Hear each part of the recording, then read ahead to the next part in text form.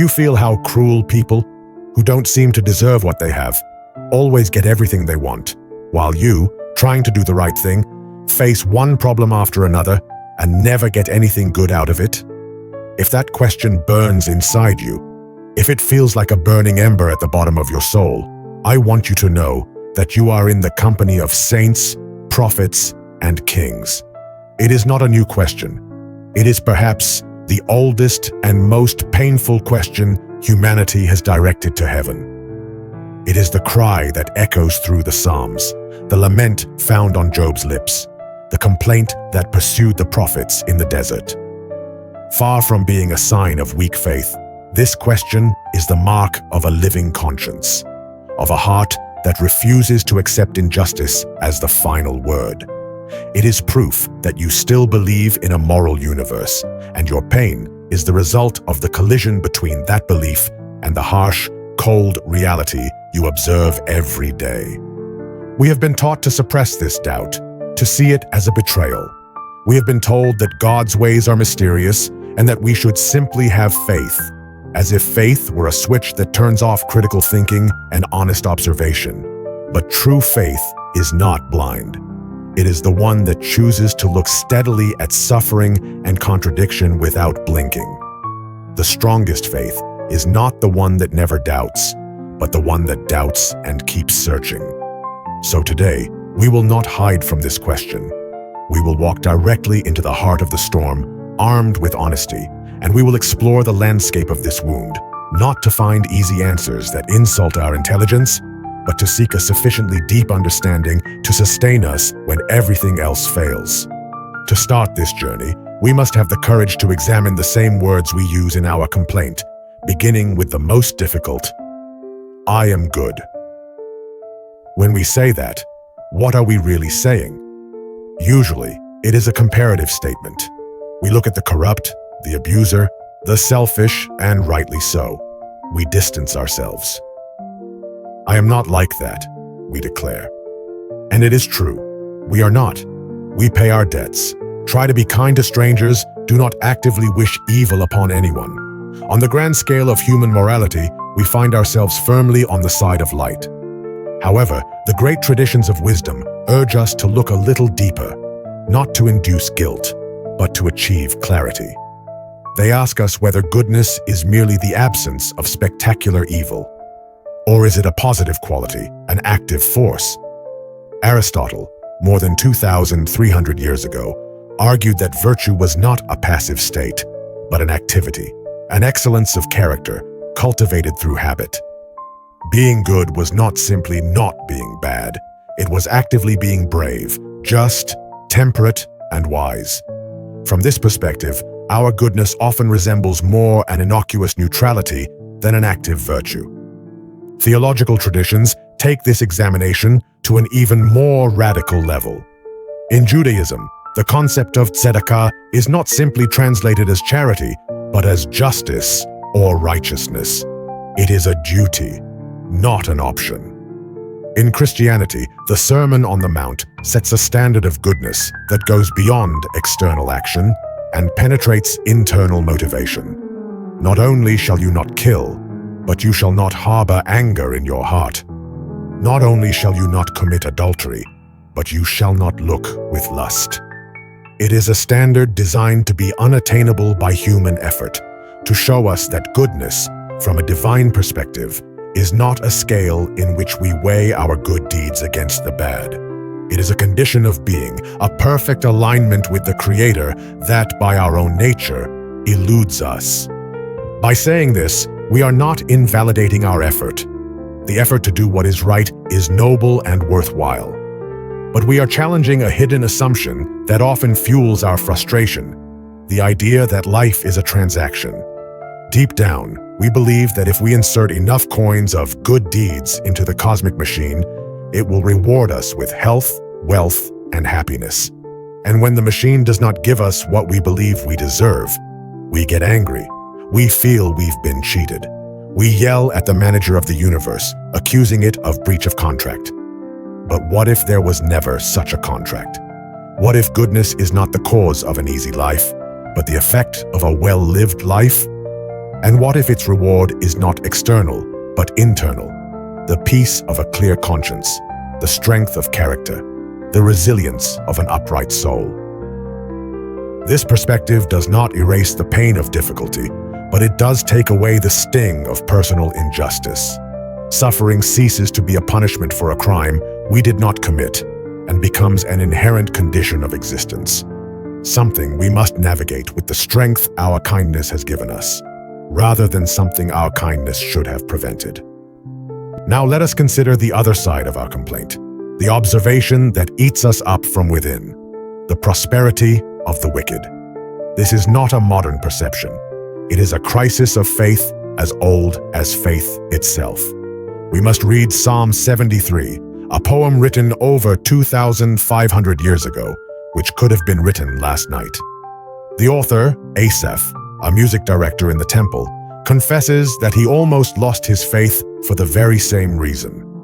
I envied the arrogant, he admits, seeing the prosperity of the wicked. He describes their lives with painful precision. They are free from common burdens, their bodies are healthy and strong, they mock and speak maliciously. Behold, these are the wicked, he concludes, who are not troubled by the world, they attain riches. And then Asaph asks us, truly, I have cleansed my heart in vain and washed my hands in innocence, for I have been struck all day long. Do you feel that pain? It's yours. It's mine. It's everyone who has tried to live with integrity in a world that seems to reward the opposite. We observe the influencer who sells lies and lives in a mansion. We see the businessman who exploits his workers and sails on his yacht. We listen to the politician who sows division and gains power. And the bile of injustice rises up our throat. It seems there is no moral law governing the universe. But is our observation complete? We are seeing the outside of the building, the golden facade, but we do not have access to the interior rooms. We do not see the hidden cost of a life without integrity. We do not see broken relationships, betrayed trust, the constant anxiety of being discovered, the spiritual emptiness that no amount of money or power can fill. Tolstoy, in his later years, wrote extensively about the misery he found among the rich and powerful, a sadness so profound that even the simplest peasant with genuine faith seemed to him a king in comparison. The psalmist, Asaph himself, finds a change of perspective not by observing the world more closely, but by entering a space of contemplation, which he calls the sanctuary of God. It is there that he understands his ultimate destiny.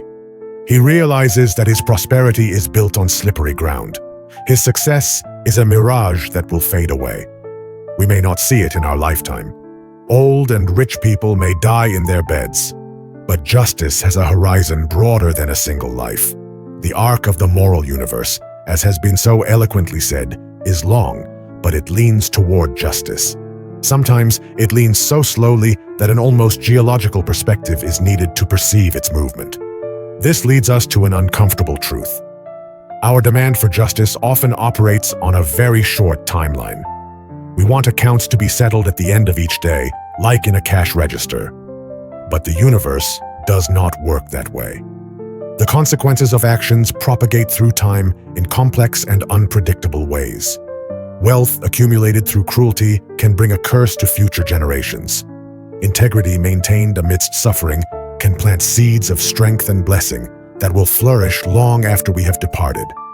When judging the prosperity of the wicked, we are often reading only the first chapter of a very long book and confusing a fortunate beginning with a happy ending. With this foundation, with our validated complaint, but our complicated premises, we can now venture to explore the great frameworks that thinkers have built to try to make sense of this apparent chaos. These are not excuses for God, but honest attempts to reconcile the existence of a good creator with a world full of pain. The first, and perhaps the most fundamental, is the free will argument. This framework suggests that the highest value in the created universe is not comfort or security, but freedom. For love to be real, for goodness to be meaningful, they must be chosen. A being programmed to be good is not moral. It is a robot. A universe without the possibility of evil would be a universe without the possibility of genuine love. Therefore, by creating beings capable of love, God had to accept the risk that these beings could also have the capacity to hate. By giving us the freedom to choose good, He necessarily had to give us the freedom to choose evil.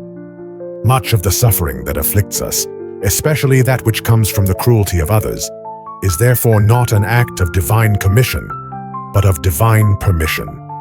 It is the direct consequence of the misuse of this dangerous gift of freedom. When a person chooses to deceive, lie, abuse, or kill, the resulting pain is not the work of God, it is the work of man. God permits this choice not because He approves of the outcome, but because the alternative, a world of total control, constant intervention, would nullify the very purpose of creation. To have beings who can enter into a relationship of free and authentic love with Him and among themselves. Let's think about parenthood. A good father wants to protect his child from all harm, but a wise father knows that for the child to grow, mature, and become a resilient person, he must allow him to face risks. He must let the child try to walk, knowing he will fall. He must let the adolescent make his own decisions, knowing that some of them will be wrong and painful. If the father controlled every movement, every choice, the child would never grow. He would remain in a state of perpetual childhood, safe but not free, protected but not fully human. The pain of falls is the price of learning. The pain of bad decisions is the price of freedom. Of course, the immediate objection is, but is the degree of suffering really necessary? Why should one person's freedom lead to the annihilation of millions, as in the Holocaust? Why should the selfish choice of a few lead to the starvation of entire nations? This is a powerful objection, and honestly, no answer is completely satisfactory. Free will explains the existence of evil, but it often struggles to justify its scale and seemingly random distribution. Suffering often appears disproportionate to any lesson that can be learned from it. And this leads us to a second framework, one that often intertwines with the first. It is the idea that this world was not designed to be a paradise of comfort, but a soul-training arena. This perspective, articulated by thinkers like the 2nd century theologian Irenaeus, suggests that we were not created as perfect beings who then fell, but as immature beings with the potential to grow toward perfection. And that growth, this school of thought argues, requires adversity. The virtues we admire most in human beings cannot be born in a vacuum. Compassion can only develop in a world where there is suffering to observe and alleviate. Courage can only exist where there is fear to overcome. Resilience is forged by enduring difficulties. Patience is only learned through waiting and frustration. If God wanted to create beings of profound moral and spiritual beauty, He could not simply instill these qualities in them. He would have to create an environment where these qualities could be chosen, practiced, and developed. This world, with all its roughness, dangers, and pains, is that environment. It is a gymnasium for the soul.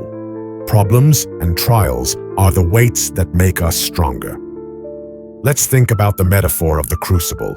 To purify gold, it must be subjected to intense heat. The fire burns away impurities, leaving only the precious metal. Similarly, life's difficulties can burn away our selfishness, superficiality, and dependence on fleeting things, revealing the golden core of our true self. It is in illness that we learn the value of health. It is in loss that we learn the value of love. It is in failure that we learn humility and perseverance. But again, we must be brutally honest. This perspective can feel deeply cruel when faced with extreme and undeserved suffering. What soul is forming the cancer in a 3-year-old? What virtue is building a famine that decimates a population? There is a kind of suffering, which philosophers call mal-dysteleological, that seems to serve no higher purpose.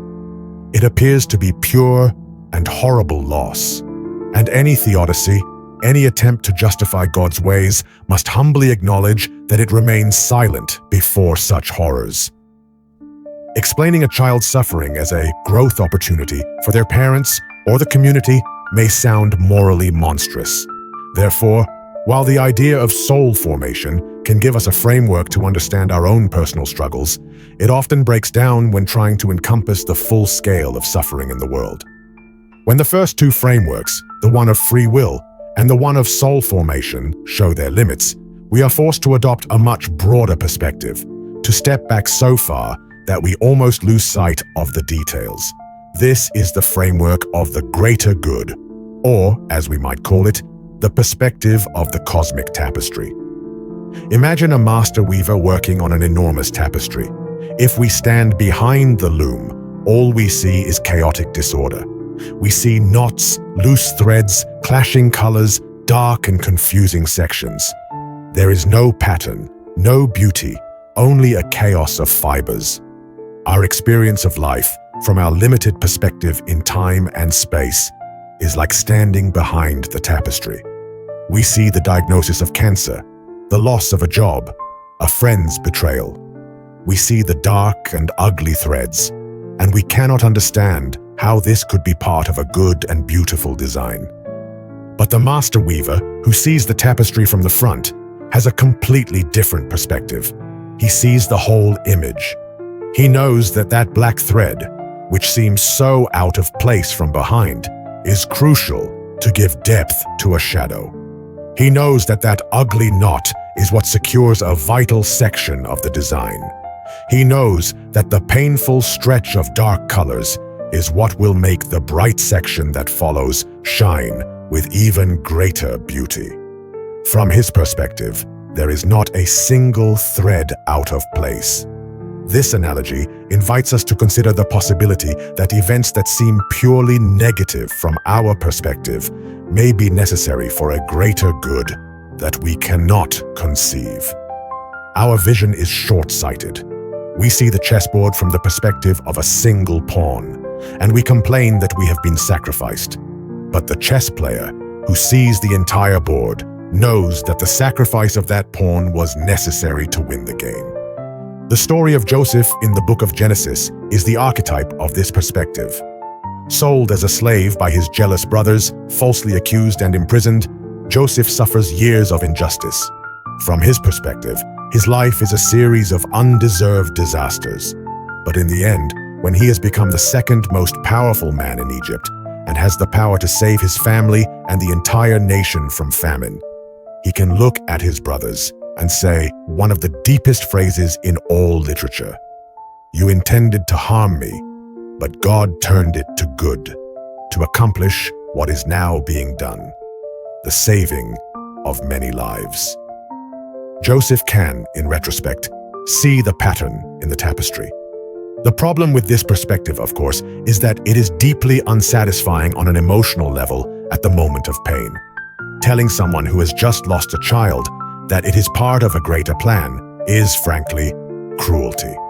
It is an intellectual framework that can offer some comfort in quiet reflection long after the wound has begun to heal, but offers very little in the agony of the moment. It requires a level of trust and detachment that most of us simply do not possess in the midst of tragedy. And this inevitably leads us to the fourth framework, which is not so much an explanation as an acceptance of mystery. It is the framework of hidden divinity, or Deus absconditus. This perspective suggests that part of the problem is our expectation that God be an obvious and interventionist presence in the world. We want a God who is empirically verifiable, a cosmic problem solver whom we can call at will. But what would happen if the presence of God were so overwhelming and evident that no one could doubt it? What would happen if the heavens opened and a thunderous voice announced the answer to each of our problems? In such a world, faith would no longer be possible. Faith, by its very nature, requires an element of uncertainty. It is trust in what is unseen. If we could see everything, we would not need faith. We would only need sight.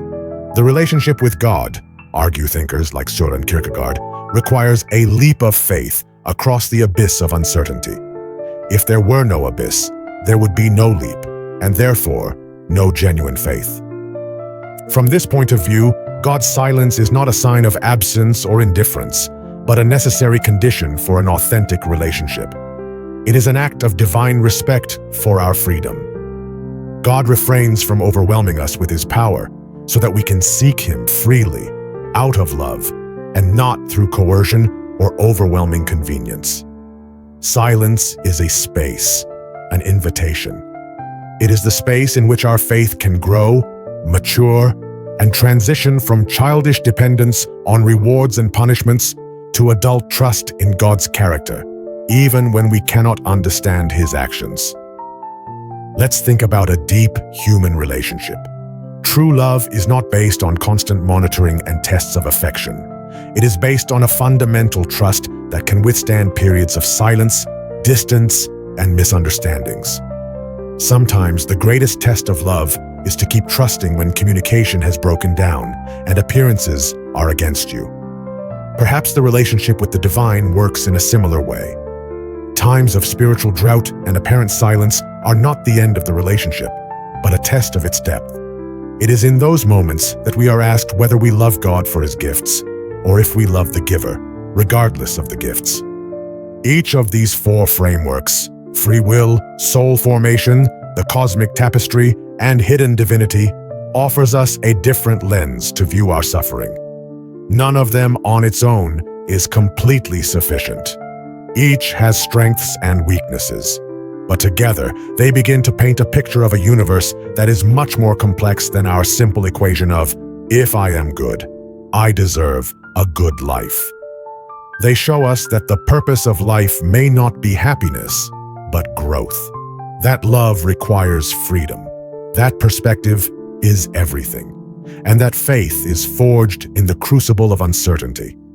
Having navigated these intellectual waters, often cold and abstract, we must now bring the conversation back to the ground, to the center of our lived experience. Because even if we intellectually accept these explanations, our hearts still ache. The fundamental question continues to resonate. But where is God for me now, in the midst of my pain? And to address this, we need to shift our focus. Instead of asking why we suffer, we should begin to ask where to find God within suffering. This requires, first and foremost, a radical redefinition of what we consider help. Our default definition of divine help is intervention to eliminate the problem. We pray for the tumor to disappear, for the money to appear in our bank account, for the person who hurt us to repent. We want God to act like celestial cavalry, arriving at the last minute to fix things. And sometimes, people experience miracles of this kind, but most of the time, that's not the case. Does that mean the help has not arrived? Or does it mean we are looking for the wrong kind of help? And what if God's help does not always manifest as the removal of the problem, but as the strength to endure it? Perhaps help is not the absence of the burden, but a strengthened back to carry it. Perhaps prayer is not answered with a change in circumstances, but with a change in us. An infusion of peace that defies all logic, a resilience we did not know we possessed, a mental clarity to see a way through the labyrinth. And what if God's help comes through human means? We often seek the spectacular and overlook the providential that is right in front of us. God's help can be the phone call from a friend at just the right moment. It can be the skill of a surgeon, the wisdom of a therapist, the kindness of a stranger. It can be a book that falls off a shelf and gives us the idea we needed. We expect God to speak to us through a burning bush, and we do not realize that He is speaking to us through the people and circumstances He has placed in our path. We complain that God has not sent us a lifeboat, while ignoring the 3 ships that have already passed by, offering help. And perhaps the deepest form of help is not the elimination of the problem, nor even the strength to endure it, but the simple and profound promise of presence. The promise that we are not alone in our suffering. Psalm 23, one of humanity's most beloved texts, does not say, "You will lead me through paths of shadow of death." It says, "Even though I walk in the valley of shadow of death, I will fear no evil, for you are with me." The promise is not the absence of darkness, but the presence in the midst of it.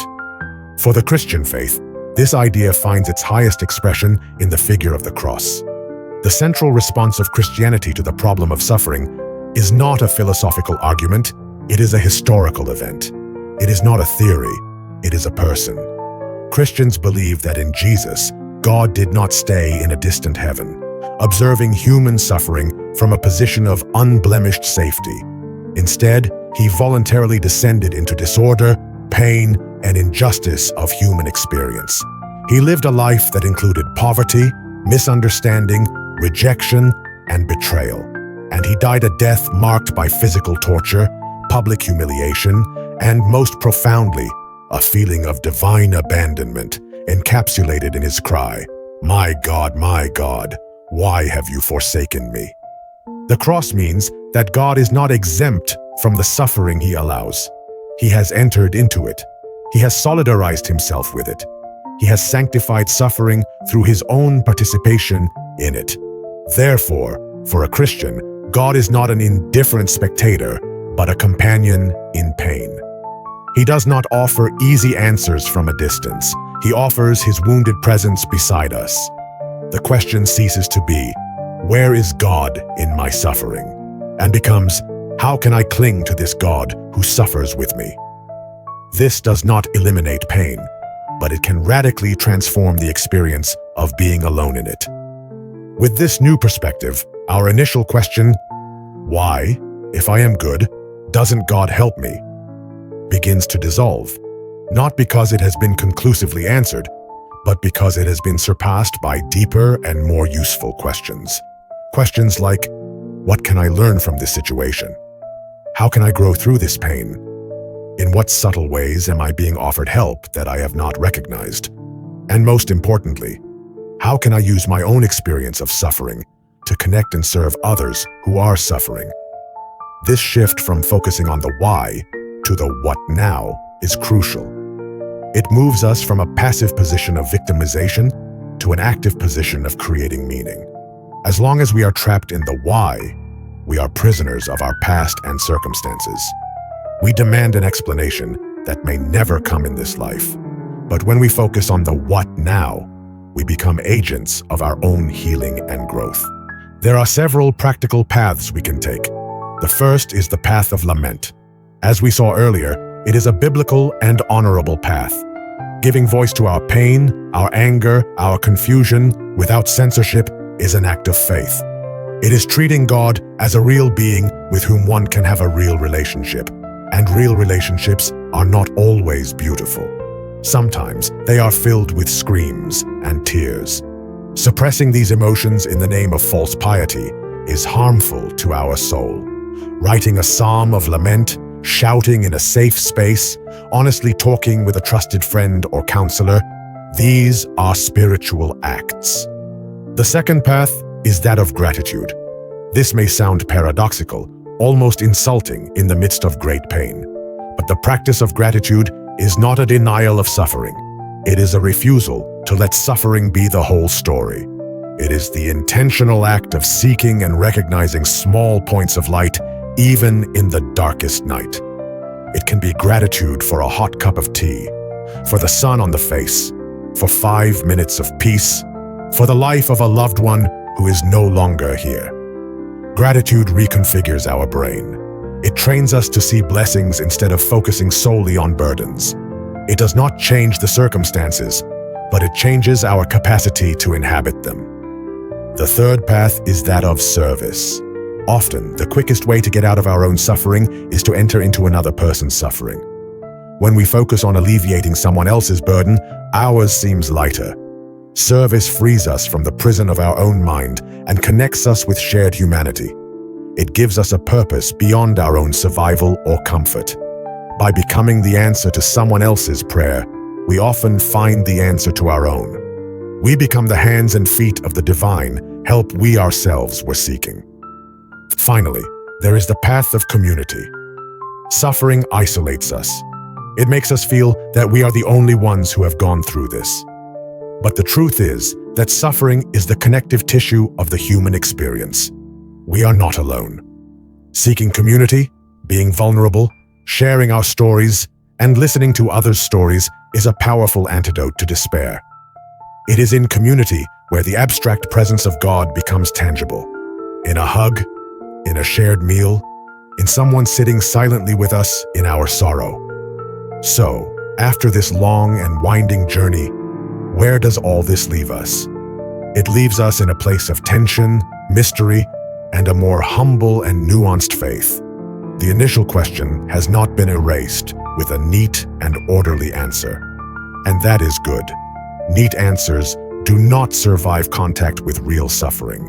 Instead, the question has been honored, explored, and ultimately transformed. We have seen that our definition of good is complicated, and that our observation of the prosperity of the wicked may be incomplete. We have explored the great attempts at explanation: freedom as a condition for love, adversity as a catalyst for growth, the cosmic perspective that sees order in our chaos, and divine silence as a space for mature faith. We have redefined help, not as the elimination of problems, but as presence and strength amidst them. And we have seen in the idea of a suffering God, a solidarity that transcends all explanation. The faith that emerges from this process is not an arrogant certainty, but a stubborn confidence. It is the ability to hold two seemingly contradictory ideas in the mind at the same time: that God is good, and that the world is full of terrible suffering. It is the faith that can live in the question, that can walk in darkness without the need to have all the lights on. It is an adult faith. In the end, the most important question is not why bad things happen to good people. The most important question is, what kind of person will we choose to be in response to the bad things that will inevitably happen to us? Will we become bitter, cynical, and cruel, perpetuating the cycle of pain? Or will we allow our suffering to soften us, to make us more compassionate, wiser, more loving? The choice is ours. It is the last and deepest exercise of our free will.